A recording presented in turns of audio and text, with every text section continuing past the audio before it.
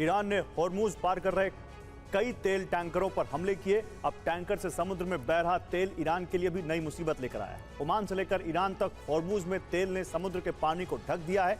नीला दिखने वाला समुद्र काला नजर आने लगा है। हॉर्मूज में अब तक ईरान की सेना के हमले का डर रहता था, लेकिन अब हॉर्मूज में सफर करना बेहद खतरनाक हो सकता है। तेल की वजह से जहाजों में आग लग सकती है और जहाज का इंजन भी खराब हो सकता है। खाड़ी देशों में समुद्र के पानी के पीने लायक बनाने वाले तमाम प्लांट भी खराब हो सकते हैं। अमेरिका की नाकाबंदी और ईरान के हमले के डर की वजह से अब तक समुद्र में किसी तरह का सफाई अभियान शुरू नहीं हुआ है। हवा और लहरों का रुख उत्तर पश्चिम की तरफ था। ओमान में बह रहा तेल ईरान के तटों तक पहुंचा। ईरान के केश्म द्वीप और सिरी द्वीप तक तेल फैलाओ।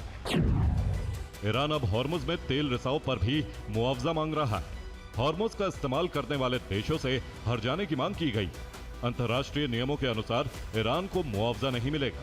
जंग के समय तेल रिसाव होने पर बीमा कंपनियां हर्जाना नहीं देती।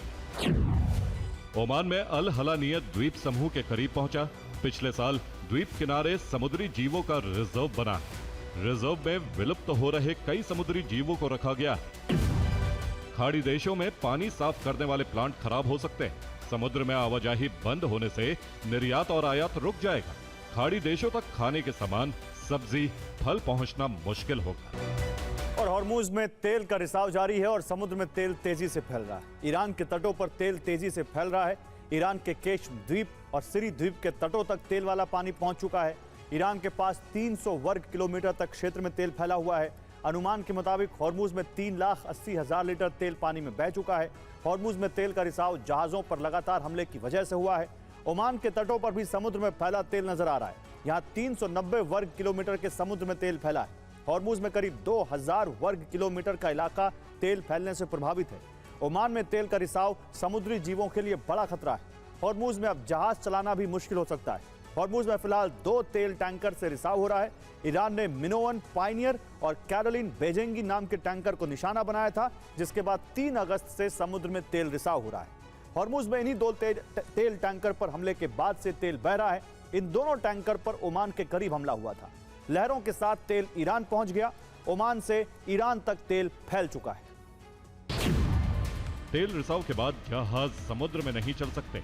इंजन की चिंगारी से जहाज में आग का खतरा रहता है। कूलिंग के लिए पानी खींचने से इंजन तेल से खराब हो जाते हैं। अमेरिका ने ईरान की नौसैनिक नाकेबंदी की हुई।